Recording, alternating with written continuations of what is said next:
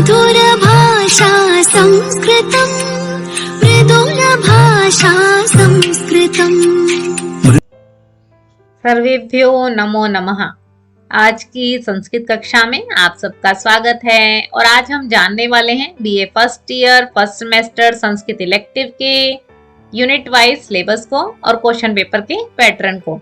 आप सब जानते हैं स्टूडेंट, परीक्षाओं का दौर आरंभ हो चुका है और इस बार भी हमारी परीक्षाएं ऑनलाइन मोड से होने जा रही हैं और हमारे बहुत से ऐसे स्टूडेंट्स हैं जिन्हें अभी तक अपने यूनिट वाइज सिलेबस का और क्वेश्चन पेपर के पैटर्न का नहीं पता है।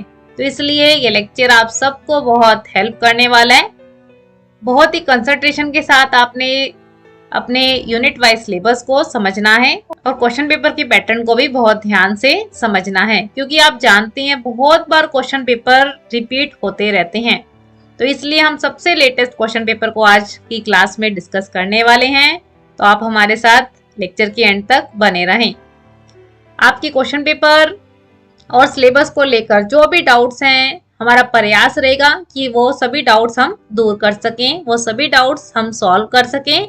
तो चलिए देर ना करते हुए आरंभ करते हैं। सबसे पहले बात करते हैं चौधरी देवीलाल यूनिवर्सिटी सिरसा में BA first year first semester Sanskrit elective का सिलेबस क्या है।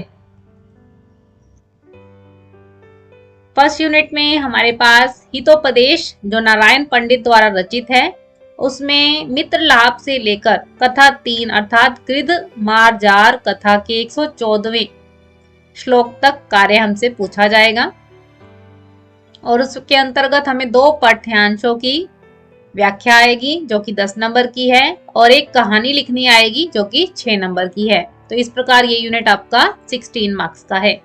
सेकेंड यूनिट में हमारे पास नीति शतक है। शतक से तात्पर्य ये है कि 100 श्लोक, तो 1 से 50 श्लोक इस सेमेस्टर में है और अगले 51 से 100 श्लोक नेक्स्ट सेमेस्टर में आपसे पूछे जाएंगे और इसमें भी आपको 2 श्लोकों का सरलार्थ लिखना आएगा और एक सूक्ति की व्याख्या आएगी। तो यानी ये यूनिट भी आपका 16 मार्क्स का है। थर्ड और फोर्थ यूनिट हमारे ग्रामर के होते हैं और थर्ड यूनिट में हमारे पास संस्कृत व्याकरण के अंतर्गत कुछ शब्द रूप और कुछ धातु रूप दिए गए हैं और ये कार्य आपके पास 16 मार्क्स का है। शब्द रूपों और धातु रूपों को याद करना बहुत आवश्यक है, क्योंकि आने वाली क्लासेस में अब आपको अनुवाद का कार्य आएगा और अनुवाद का कार्य आप तभी कर पाएंगे जब आपको शब्द रूप और धातु रूप याद होंगे। फोर्थ यूनिट में हमारे पास संस्कृत व्याकरण के अंतर्गत संधि पूछी गई है। संधि के 3 प्रकार हैं, स्वर, व्यंजन और विसर्ग। तो ये तीनों संधि आपसे पूछी जाएंगी और कंठस्थ 2 श्लोकों का शुद्ध लेखन आएगा। तो यानी ये यूनिट आपके पास 16 मार्क्स का है। इससे रिलेटेड सभी इंपॉर्टेंट लिंक्स आपको डिस्क्रिप्शन बॉक्स में दिए गए हैं, तो आपने जरूर डिस्क्रिप्शन बॉक्स चेक करना है। और हर एक यूनिट में से आपको 2 वेरी शॉर्ट क्वेश्चन आने वाले हैं, यानी कि 8 प्रश्न पूछे जाएंगे, 2 नंबर के होंगे। तो यानी 16 मार्क्स का काम आपके पास वेरी शॉर्ट क्वेश्चन का है। अगर आप यूनिट वाइज अपने सिलेबस को समझ लेते हैं तो वेरी शॉर्ट क्वेश्चन में भी मार्क्स लेने बहुत आसान हैं। अब हम बात करते हैं चौधरी देवीलाल यूनिवर्सिटी सिरसा में BA first year first semester Sanskrit elective के सबसे लेटेस्ट क्वेश्चन पेपर के बारे में। ये क्वेश्चन पेपर हमें 80 मार्क्स का आने वाला है। सबसे पहले हमें वेरी शॉर्ट क्वेश्चंस का काम दिया है। 8 प्रश्न पूछे जाएंगे और हर एक प्रश्न 2 नंबर का है, यानी 16 मार्क्स का वेरी शॉर्ट क्वेश्चन का काम है। हितोपदेश किसकी रचना है? नारायण पंडित। नेक्स्ट, विद्याहीन मनुष्य किस प्रकार शोभायमान नहीं होता है? पशु के समान शोभायमान नहीं होता है और इसका कारण बताया है कि संसार में पशु और मनुष्य आदि सभी प्राणियों में खाना, पीना, सोना आदि समान रूप से पाए जाते हैं। विद्या या ज्ञान की प्राप्ति का गुण केवल मानव विशेष में ही रहता है जो उसे विवेक प्रदान करता है। इसलिए जो विद्या या ज्ञान की प्राप्ति नहीं करते हैं वे पशु की तरह ही हैं। चलिए नेक्स्ट देखते हैं। ब्रह्मा भी इसे संतुष्ट नहीं कर सकते हैं। ब्रह्मा भी मूर्ख व्यक्ति को जो जिद्दी है, हठी है, कुछ समझना ही नहीं चाहता है, उसे कितना भी समझाया जाए परंतु वह दूसरे की बात को स्वीकार नहीं करता है, तो इसलिए ब्रह्मा भी उसे संतुष्ट नहीं कर सकते हैं। अगला प्रश्न है, सत्संगति क्या क्या करती है? तो यहाँ हम बताएंगे सत्संगति के क्या क्या लाभ हैं। अच्छे लोगों की हमें संगति जब मिलती है तो बुद्धि की जड़ता समाप्त होती है, वाणी में सत्य का संचार होता है, मान सम्मान बढ़ता है, उसकी बुराइयां उसके पाप कर्म दूर होते हैं, मन सदा प्रसन्न रहता है। तो इस प्रकार सत्संगति, अच्छे लोगों की संगति मनुष्य का बहुत प्रकार से लाभ ही लाभ करती है। चलिए अगला देखते हैं, भानु शब्द के पंचमी विभक्ति का रूप क्या है? आप तभी कर पाएंगे स्टूडेंट्स जब आपको शब्द रूप याद होंगे। ठीक है, तो भानो, भानुभ्याम, भानुभ्य। अगला प्रश्न देखते हैं, किसी इकारांत पुल्लिंग शब्द के सप्तमी विभक्ति के रूप। चॉइस दी है हमें, कोई भी इकारांत पुल्लिंग शब्द रूप हो, आप मुनि का लिख दीजिए, कवि का लिख दीजिए, कपि का लिख दीजिए, ये सभी पुल्लिंग भी हैं और इकारांत भी हैं। कोई एक शब्द रूप का सप्तमी विभक्ति का रूप लिखना है। मुनि लिख लेते हैं, मुनऊ, मुनयो, मुनीषु। ऐसे ही आप कवि और कपि का भी बना सकते हैं। ठीक है, अगला प्रश्न है, अच संधि के कितने भेद हैं? 8 भेद हैं। अगला प्रश्न है, अयादि संधि का सूत्र क्या है? क्या सूत्र है? एचो, यवा, यावह। तो इस तरीके से स्टूडेंट्स आपको वेरी शॉर्ट क्वेश्चन सॉल्व करने हैं। चलिए अगला प्रश्न देखते हैं, 2 गद्यांशों व पद्यांशों की सप्रसंग व्याख्या करने को कहा गया और ये कार्य आपके पास 10 नंबर का है।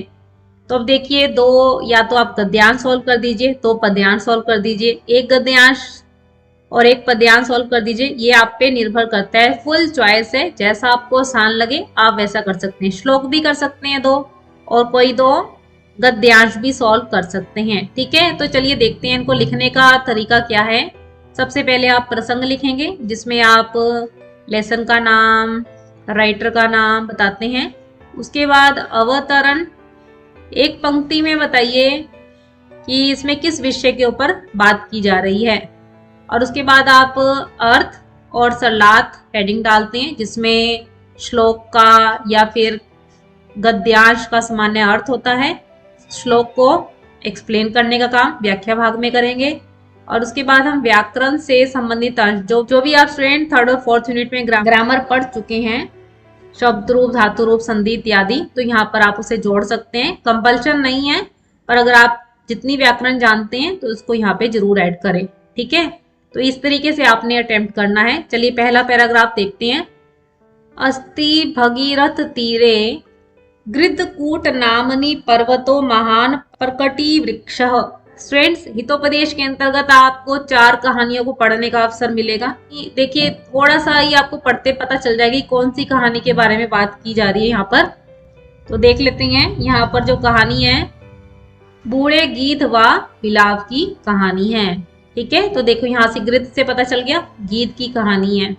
और यहाँ देखिए मारजार दे रखा है, मारजार का अर्थ है बिलाव। ठीक है, तो पैराग्राफ पढ़ते ही आपको पता चल जाएगा कि कौन सी कहानी चल रही है। चलिए अर्थ बनाते हैं। अस्ति भागीरथी तीरे गृद्धकूट नामनी पर्वतो महान परकटी वृक्ष। भागीरथी गंगा नदी के तट पर गृद्धकूट नामक पर्वत पर एक महान परकटी वृक्ष, पाकड़ का पेड़ था, वृक्ष था। तस्य कोटरे, उस पेड़ के खोकल में दैव दुर्विपाकाद गलित नख नयनो जरद गव नामा हृदय निवस्ती। उसकी खोकल में दैव दुर्विपाकाद का अर्थ है दुर्भाग्य के कारण गले हुए नाखूनों और आंखों वाले, अर्थात नाखूनों और आंखों की शक्ति से रहित जरदगव नाम का गीध रहता था। अथ कृपया तज्जीवनाय तद वृक्षवासिनः पक्षिणा स्व आहारात् किंचित किंचित धृत्य ददाति। अथ कृपया, इसके बाद कृपा करके, दया का भाव करके, तज्जीवनाय, उसके जीवन के लिए, किसकी बात करें? गीध की। उसके जीवन के लिए उस वृक्ष पर, वासिना माने रहने वाले पक्षी, स्व आहारात अपने आहार से, किंचित किंचित धृत्य कुछ कुछ उद्धृत्य माने निकाल कर, ददाती दे देते थे। तेन असौ जीवती तेषाम शावक रक्षाम च करोति, जिससे वह जीवती माने जीवित रहता था, तेषाम शावक रक्षाम च करोति और उनके बच्चों की रक्षा करता था। अत्र कदाचित् दीर्घ कर्ण नामा मार्जारः पक्षी शावकान् भक्षितुं तत्र आगताः। अत्र यहाँ कदाचित कभी दीर्घ कर्ण नाम का बिलाव पक्षी शावकान पक्षियों के बच्चों को खाने के लिए वहां आ गया। ठीक है, तो इस तरीके से आपने अर्थ लिखना है। तो ये कहानी कौन किसको सुना रहा है? हिरण्यक नाम का चूहों का जो राजा है लघु पतनक नामक कौवे को कहानी सुना रहा है। चलिए नेक्स्ट पैराग्राफ देखते हैं। ततस्तेषु चक्षु विषय मतिक्रांतेषु पक्षिषु स व्याधो निवृत्तः। ततः इसके पश्चात, तेषु पक्षिषु उन कबूतरों में, चक्षु विषय मतिक्रांतेषु दृष्टि से ओझल हो जाने पर, ना दिखाई देने पर, स व्याधो निवृत्तः, व्याध कहते हैं शिकारी को, निवृत्तो माने लौट गया। अथ लुब्धकम निवृत्तम दृष्टवा, इसके पश्चात, लुब्धकम का भी अर्थ शिकारी है, शिकारी को निवृत्तम लौटा हुआ देखकर, वापस जाता हुआ देखकर, कपोता ऊचू कबूतर बोले, स्वामिन किम इदानीम कर्तुम उचितम, अब हमारे द्वारा क्या करना उचित है। चित्रग्रीव उवाच, चित्रग्रीव जो कबूतरों का राजा है वह बोला, माता पित्रम पिता चेति स्वभावात् त्रितयम हितम, माता पिता और मित्र स्वभाव से ही त्रितयम हितम हित करने वाले होते हैं। कार्य कारणतश्च चान्य भवन्ति हित बुद्धय, अन्य व्यक्ति तो, अन्य लोग तो केवल कार्य और कारण से ही हित करने वाले होते हैं। तो इस प्रकार ये कहानी कौन किसको सुना रहा है? जाल में बंधे हुए कबूतर हैं, जब अपने राजा चित्रग्रीव के कहने पर जाल लेकर उड़ जाते हैं, तब कबूतरों का राजा चित्रग्रीव उन्हें बताता है कि संसार में माता, पिता और मित्र ये तीन ऐसे हैं जो स्वभाव से हित करने वाले होते हैं, और जो अन्य व्यक्ति हैं वह किसी कारण या कार्य के होने पर ही हमारा हित करते हैं। इस तरीके से आपने अर्थ लिखना है। चलिए अगला हमारे पास श्लोक आया है। मातृवत परदारेषु परद्रव्येषु लोष्ठवत आत्मवत सर्वभूतेषु य पश्यति स पंडितः। यहाँ कहानी चल रही है बाघ और बूढ़े ब्राह्मण की। यहाँ पे बूढ़ा बाघ ब्राह्मण को लालच में फंसाने के लिए उपदेश देते हुए कहता है कि मातृवत परदारेषु, दारेषु कहते पत्नी को, कि जो दूसरों की पत्नियों को मातृवत माता के समान समझते हैं, पर द्रव्येषु लोष्ठवत, और जो पर माने दूसरों की, द्रव्येषु माने संपत्ति को, लोष्ठवत माने कंकड़ पत्थर के समान समझते हैं। आत्मवत सर्वभूतेषु, ओ सर्वभूतेषु माने सभी जीवों को, आत्मवत अपने समान समझते हैं। सपश्यति य पंडित, जो ऐसा देखता है वही विद्वान है। कहने का तात्पर्य यहाँ है कि जो व्यक्ति प्राय स्त्री को माता के समान सम्मान करता है, दूसरे के धन को मिट्टी समझकर स्पर्श भी नहीं करता है, और सभी जीवों को अपने समान समझकर अच्छा व्यवहार करता है, वही बुद्धिमान है। ठीक है, तो इस तरीके से आप अर्थ लिख के एक्सप्लेन करेंगे।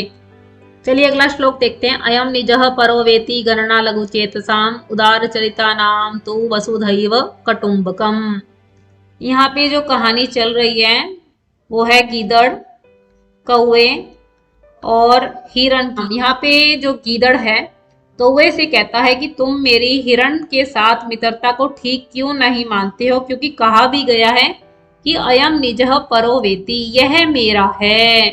परो वेति, यह पर माने दूसरे का है। गणना लघु चेतसा, ऐसी गणना तो तुच्छ हृदय वालों की होती है। उदारचरिता नाम तो वसुधैव कुटुम्बकम। उदारता पूर्वक आचरण करने वालों के लिए तो ये समस्त संसार ही कुटुंबक है, परिवार है।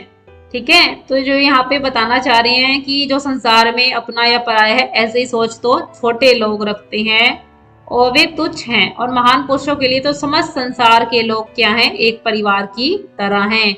इस प्रकार आप अर्थ लिखेंगे और फिर उसे एक्सप्लेन करेंगे। चलिए आगे देखते हैं। एक कहानी का सार आया है और कहानी आपके पास है 6 नंबर की। मृग और काक की कथा है, जरदकव और बिडाल की कथा है। कहानी को अच्छे से याद कीजिए सबसे पहले, फिर उनके पात्रों के नाम जो आए हैं वो भी बहुत अच्छे से याद करने, क्योंकि वेरी शॉर्ट क्वेश्चन में भी काम आएंगे। और जब आप गद्यांश और पद्यांश पढ़ेंगे तो उसमें जब कहानी चल रही होगी तो आप झट से पहचान जाएंगे कि इनमें कौन से पात्र हैं और कौन सी कहानी चल रही है। ठीक है, तो ये कहानी लिखना तो बहुत आसान है। चलिए तीसरा प्रश्न देखते हैं। 2 श्लोकों का सरलार्थ कहा है, और यह कार्य आपके पास 10 नंबर का है। पहला श्लोक देखिए स्टूडेंट्स, बहुत ही सरल है और ये छोटी क्लासेस से पढ़ते आ रहे हैं। येषां न विद्या न तपो न दानं ज्ञानं न शीलं न गुणो न धर्मः ते मृत्यलोके भुवि भारभूता मनुष्य रूपेण मृगाश्चरन्ति। ये श्लोक आपके नीति शतक से लिए गए हैं और इसके राइटर हैं भर्तृहरि। इसकी एक बार स्पेलिंग देख लीजिए, त के पैर में री है और त के ऊपर र है, भर्तृहरि। ठीक है, यहाँ पे नीतिकार भर्तृहरि कह रहे हैं कि जिन मनुष्यों में ना तो विद्या है और जो ना तप इत्यादि करते हैं, ना ही दान इत्यादि देते हैं, ना ही ज्ञान की प्राप्ति के लिए संलग्न है, ना ही शील का अर्थ है अच्छा चरित्र है, ना ही गुण है, ना ही धर्म है, ते मर्त्यलोके, मर्त्यलोक माने मनुष्य लोक में, भूमि माने पृथ्वी पर, भारभूता भार के समान है, मनुष्य रूपेण मृगाश्चरन्ति, और मनुष्य के रूप में होकर मृगाश पशुओं के समान चरंती विचरण करते हैं। इस प्रकार आप अर्थ लिखेंगे और फिर उसे एक्सप्लेन करेंगे। यहाँ पर नीतिकार उन मनुष्य को पशु समझता है कि जो विद्या तप दान ज्ञान शील धर्म आदि से रहित है, क्योंकि पशु और मानव में यही अंतर है कि मानव ज्ञान प्राप्त करता है और उसको प्राप्त करके विवेक को प्राप्त होता है, सदाचरण का पालन करता है, धर्म का सेवन करता है, और इसी कारण मानव मानव कहलाता है। परंतु यदि मनुष्य इन कार्यों को नहीं करता है तो वह पशु के समान तुच्छ है। इस प्रकार आप अर्थ लिखेंगे और फिर एक्सप्लेन करेंगे। अगला श्लोक देखते हैं। यस्यास्ति वित्तं स नरः कुलीनः स पंडितः स श्रुतवान् गुणज्ञः स एव वक्ता स च दर्शनीय सर्वे गुणाः कांचन माश्रयन्ति। बहुत ही सरल श्लोक है। यस्यास्ति, जिसके पास वित्त माने धन है, वही नर कुलीन है, कुलीन माने अच्छे कुल का माना जाता है। स पंडित, वही विद्वान है, स श्रुतवान, वही श्रोता है, वही सुनने योग्य है, गुणज्ञ, गुणों का जानकार है, स एव वक्ता, वही बोलने योग्य है, स च दर्शनीय, वही देखने योग्य है, सर्वे गुणाः कांचनम आश्रयन्ति, सभी गुण जो है कांचन माने धन में ही निवास करते हैं। तो यानी यहाँ पर धन की महत्ता को बताया गया है कि धन होने पर ही एक व्यक्ति को श्रोता वक्ता दृष्टा अच्छे कुल वाला मान लिया जाता है। इस प्रकार आप अर्थ लिखेंगे और फिर एक्सप्लेन करेंगे। अगला श्लोक देखते हैं। स जातो येन जातेन याति वंशः समुन्नतिम परिवर्तनी संसारे मृतः को वो न जायते। यहाँ पर नीतिकार भर्तृहरि जी कह रहे हैं कि उसी का जन्म लेना सार्थक है।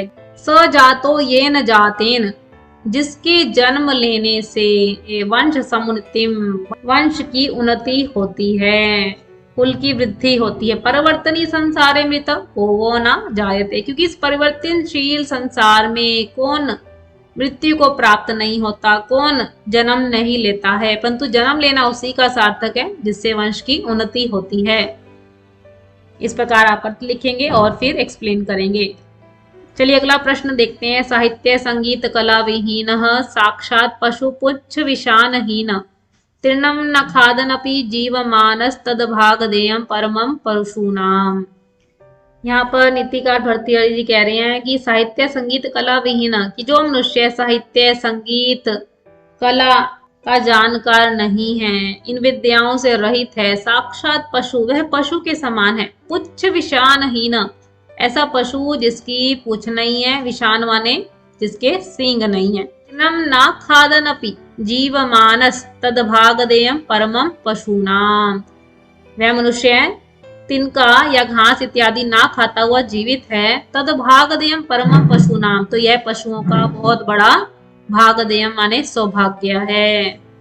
क्योंकि यहाँ पर भर्तृहरि जी कह रहे हैं कि साहित्य आदि के ज्ञान के बिना मनुष्य का जीवन निरर्थक है। तो इस प्रकार आप अर्थ लिखेंगे और फिर एक्सप्लेन करेंगे। चलिए नेक्स्ट देखते हैं। एक सूक्ति की व्याख्या आई है और एक कार्य आपके पास 6 नंबर का है। पहली सूक्ति देखते हैं। सूक्ति को लिखने का तरीका भी स्टूडेंट्स वही है। सबसे पहले आप प्रसंग, जिसमें आप लेसन का नाम, राइटर का नाम लिखते हैं। उसके बाद अवतरण, एक पंक्ति में बताएं कि इसमें किस विषय पर बात की जा रही है। फिर सूक्ति का अर्थ लिखना है। आप एक पंक्ति है सूक्ति की तो वही एक अर्थ लिखेंगे, पर उसको एक्सप्लेन करेंगे व्याख्या भाग में। और फिर व्याकरण से संबंधित अंश भी आप जोड़ सकते हैं। कहने का तात्पर्य है कि सूक्ति आए, श्लोक आए तो उन सबको अटेम्प्ट करने का तरीका एक समान है।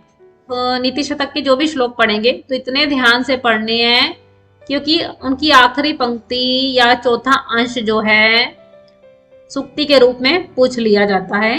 तो जब आप श्लोक को अच्छे से पढ़ेंगे तो आपकी सूक्ति भी अपने आप ही तैयार हो जाएगी। और जब सूक्ति की व्याख्या करनी है तो पूरा श्लोक ही अटेम्प्ट करना है आपको। पहली सूक्ति देखते हैं। सत्संगति कथ्य किम न करोति पुंसाम, संगति, अच्छे लोगों की संगति के बारे में यहाँ बात की गई है कि सत्संगति मनुष्य का, पुंसा माने मनुष्य का, किस प्रकार भला नहीं करती, अर्थात अनेक प्रकार से भला करती है। तो यहाँ पे सत्संगति के हम लाभ लिखेंगे। ठीक है, चलिए अगली सूक्ति देखते हैं।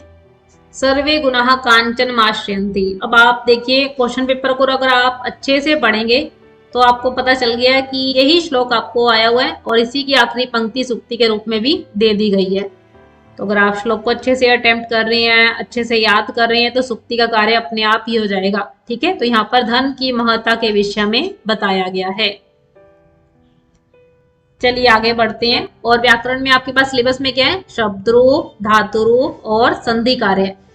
तो व्याकरण के लिए हम स्टूडेंट्स इतना जरूर कहेंगे कि जितना भी कार्य आपको आ रहा है चॉइस के बाद भी एक्स्ट्रा भी आप वो करें, क्योंकि कई बार ऐसा होता है मात्राओं की गलती हो जाती है, हलंत विसर्ग की गलती हो जाती है, तो उससे मार्क्स कट जाते हैं। तो अगर आप एक्स्ट्रा करते हैं तो प्रायः ऐसा देखा गया है कि एग्जामिनर उसे चेक कर देता है तो आपके नंबर बच जाते हैं। ठीक है, तो इसलिए व्याकरण वाले पार्ट को ज्यादा से ज्यादा आप सॉल्व करके आए। ठीक है, अब देखिए यहाँ पे 2 शब्दों के विभक्तियों के रूप लिखने को कहे हैं और एक विभक्ति अगर आप सही लिखते हैं तो 4 नंबर की है, यानी ये 8 नंबर का कार्य है। 2 तरीके से आ सकता है, या तो शब्द रूप पूरा आ जाएगा और या फिर बीच बीच में से कोई भी विभक्तियां पूछ सकते हैं। तो भानु की द्वितीय और पंचमी गई है। द्वितीय विभक्ति देख लीजिए, भानु, भानु, भानून। पंचमी विभक्ति देखिए, भानोः, भानुभ्याम, भानुभ्य। और यही क्वेश्चन आपके पास वेरी शॉर्ट क्वेश्चन में भी आया था, इसलिए बहुत ध्यान से करिए। क्वेश्चन पेपर में भी काफी चीजें रिपीट हो जाती हैं। ठीक है, नेक्स्ट है लता की चतुर्थी और सप्तमी विभक्ति। लतायै, लताभ्याम, लताभ्य। सप्तमी विभक्ति लतायाम, लतयोः, लतासु। ठीक है, चलिए अगला देखते हैं। पितरी की 7 विभक्तियां कही हैं और कवि के भी 7 विभक्तियों में रूप कही, यानी यहाँ पे पूरा शब्द रूप आपको लिखना है। शब्द रूप कैसे याद करें, उसकी क्या शॉर्ट ट्रिक्स हैं, तो इससे रिलेटेड सभी इंपॉर्टेंट लिंक्स आपको डिस्क्रिप्शन बॉक्स में दिए जाएंगे, तो आप डिस्क्रिप्शन बॉक्स जरूर चेक करें। ठीक है स्टूडेंट्स, चलिए नेक्स्ट देखते हैं। दो धातुओं के यथा निर्दिष्ट लकारों के रूप कहे हैं। दो कहे हैं, पर अगर आपको चारों आते हैं तो आप चारों ही अटेम्प्ट करेंगे और एक शुद्ध करने पर आपको 4 नंबर मिलेंगे। तो इस प्रकार आपके पास ये 8 नंबर का कार्य है। पहला है नम धातु का लोट लकार मध्यम पुरुष का रूप। देखिए ध्यान से पढ़िए स्टूडेंट्स, लोट लकार मध्यम पुरुष का रूप का है।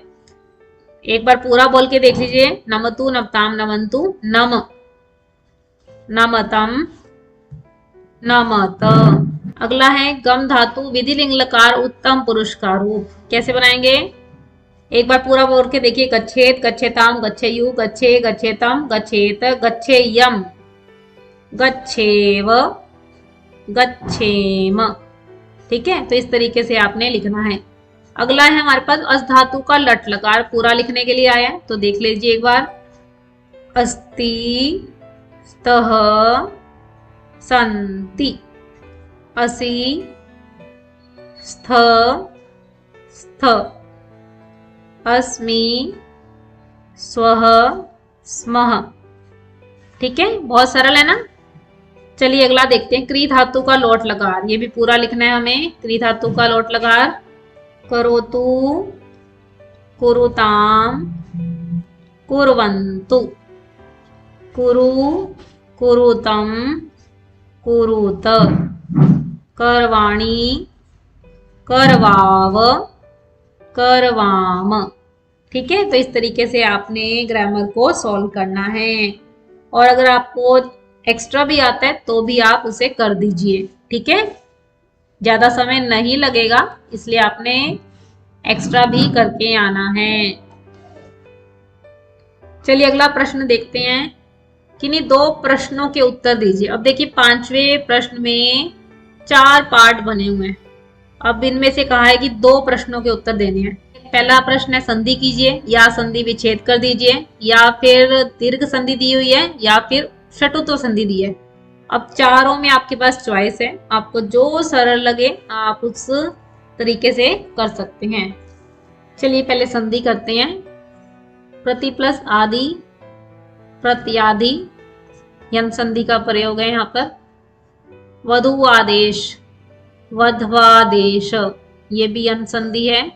दई प्लस अक अयादि संधि है दायक। कवे प्लस ए को अय बनाया था, ये भी अयादि संधि है। भो प्लस अनम भवनम, ओ को अवादेश किया था और ये कहाँ पर था, अयादि संधि में था। उत प्लस चारणम उच्चारणम व्यंजन संधि का उदाहरण है। ठीक है, तो इस तरीके से आपने संधि का कार्य करना है। अगला प्रश्न का है संधि विच्छेद। दुश्चरित दु प्लस चरित नैवम न प्लस एवं, यहाँ पे वृद्धि संधि का प्रयोग है। प्रोहो प्र प्लस ऊह लाकृति लरी प्लस आकृति यन संधि का उदाहरण है। महर्षि महा प्लस ऋषि गुण संधि का कार्य है।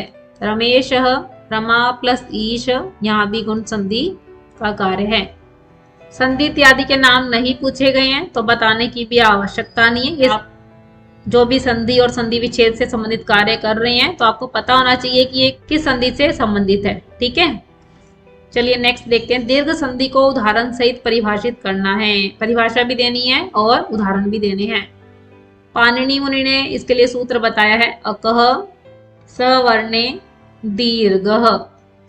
अक का तात्पर्य क्या है, जब आप महेश्वर सूत्रों को जानेंगे तो ये प्रत्याहार कैसे बनते हैं तो वहां से आपको बहुत आसानी हो जाएगी। अक के अंतर्गत कहने का तात्पर्य ये है कि अ लघु हो या दीर्घ हो, ई भी लघु या दीर्घ हो, उ भी लघु या दीर्घ हो, ऐसे ही री लघु या दीर्घ हो। उसके पश्चात क्या है, समान वर्ण सजातीय वर्ण आ जाए तो क्या बनता है आंसर, दीर्घ रूप बनता। ठीक है, तो संधि का नाम भी दीर्घ है और दीर्घ का अर्थ है बड़ा करना। अब देखिए कैसे नियम बनेंगे। अ प्लस अ मिलकर बनता है दीर्घ आकार। ऐसे ही यहाँ पर दूसरा नियम है। ई प्लस ई मिलकर बनता है दीर्घ इकार। तीसरा नियम है उ प्लस उ मिलकर बनता है दीर्घ उकार, और चौथा नियम है री प्लस री मिलकर बनता है दीर्घ ऋकार। ठीक है, तो ये 4 नियम है। अब परिभाषा तो होगी, अब इसके एग्जाम्पल देखते हैं। अ वाले एग्जाम्पल देख लीजिए, विद्यालय, विद्या प्लस आलय, देवालय, देव प्लस आलय। ई वाले एग्जाम्पल देखिए, प्रतीक्षा, प्रति प्लस इक्षा, परीक्षा, परि प्लस इक्षा इत्यादि। उ वाले एग्जाम्पल देखिए, सुक्ति, सु प्लस उक्ति, लघु उर्मी, लघु प्लस उर्मी। री के एग्जाम्पल देखिए, मातृन्नम, मातृ प्लस ऋन्नम, पितृन्नम, पितृ प्लस ऋन्नम। ऐसे बहुत सारे एग्जाम्पल आप यहाँ जोड़ सकते हैं। ठीक है, अगला प्रश्न है शटुत्व संधि को उदाहरण सहित स्पष्ट कीजिए। तो पहले इसका सूत्र देखते हैं, पाणिनि मुनि ने क्या इसके लिए सूत्र बताया है। शटुना शटुहु। चलिए देखते हैं क्या नियम बना। सकार या तवर्ग से पहले या बाद में क्या है, शकार या फिर टवर्ग आए तो स को श में परिवर्तित करना है और त वर्ग को ट वर्ग में परिवर्तित करना है। ठीक है, तो इस तरीके से ये आपने नियम इसका बताना है, परिभाषा बतानी है। अब कुछ एग्जाम्पल देख लेते हैं, जैसे तत् प्लस टीका, तो के स्थान पे ट बनाना है तो ये बना तट टीका। ठीक है, जैसे दुष प्लस त, दुष्टः, इश प्लस त, का ट बना दिया, ये बना इष्ट। ऐसे बहुत से एग्जाम्पल आप जोड़ सकते हैं। ठीक है, चलिए सबसे आखिरी प्रश्न है, किन्हीं 2 श्लोकों का शुद्ध लेखन करना है जो परीक्षा पत्र में नहीं पूछा गया है, और ये कार्य आपके पास 8 मार्क्स का है। जो भी श्लोक आप बचपन से पढ़ते आए हैं बिल्कुल शुद्ध रूप लिखना है। जो प्रश्न पत्र में श्लोक दिए गए हैं उनसे भिन्न होने चाहिए वो श्लोक। ठीक है, तो इस तरीके से आपको यहाँ पर एक श्लोक शुद्ध लिखने पर 4 नंबर मिलेंगे और दोनों श्लोक शुद्ध करने पर 8 नंबर मिलेंगे। तो देखिए फ्रेंड, इस तरीके से आपको अपना पेपर अटेम्प्ट करना है, और व्याकरण वाला जितना भी पार्ट आता है, चॉइस के अलावा जितना भी एक्स्ट्रा आता है, आप उसे जरूर अटेम्प्ट करें। ठीक है, आज की कक्षा में हमने अपने सिलेबस को और क्वेश्चन पेपर को बहुत डिटेल के साथ जाना, और इन सिलेबस और क्वेश्चन पेपर से रिलेटेड आपका कोई भी डाउट है तो आप कमेंट बॉक्स में ले सकते हैं। आपकी कोई सजेशन है तो वह भी आप कमेंट बॉक्स में बता सकते हैं। आपको लेक्चर कैसा लगा यह भी आप कमेंट बॉक्स में जरूर बताएं। अगर आपको लेक्चर अच्छा लगा तो आप इसे लाइक कीजिए, ज्यादा से ज्यादा फ्रेंड्स के साथ शेयर कीजिए, क्योंकि बहुत से स्टूडेंट्स ऐसे हैं जिन्हें अपने सिलेबस के बारे में नहीं पता है, और जब आप सिलेबस को यूनिट वाइज समझ लेते हैं तो क्वेश्चन पेपर को अटेम्प्ट करना बहुत आसान हो जाता है। तो इसलिए अपने फ्रेंड्स के साथ इस लेक्चर को जरूर शेयर करें। और अगर आप चैनल पे नए आए हैं, संस्कृत सीखना चाहते हैं, संस्कृत की नई अपडेट के साथ जुड़ा रहना चाहते हैं, सिलेबस कवर करना चाहते हैं, तो चैनल को सब्सक्राइब भी कीजिए ताकि आने वाली नई नोटिफिकेशन सबसे पहले आपको मिले। आप हमें फेसबुक और इंस्टाग्राम के पेज पे भी फॉलो कर सकते हैं। आशा रख सकते हैं कि आपने लेक्चर बहुत ध्यान से सुना होगा, आपके सभी डाउट्स क्लियर हुए होंगे। तो इसलिए स्टूडेंट्स, आप सबका हृदय की गहराइयों से बहुत बहुत धन्यवाद। फिर मिलेंगे हम स्टूडेंट्स नई अपडेट और नए टॉपिक के साथ। All the best friends. नमो नमः। नमः संस्कृताय।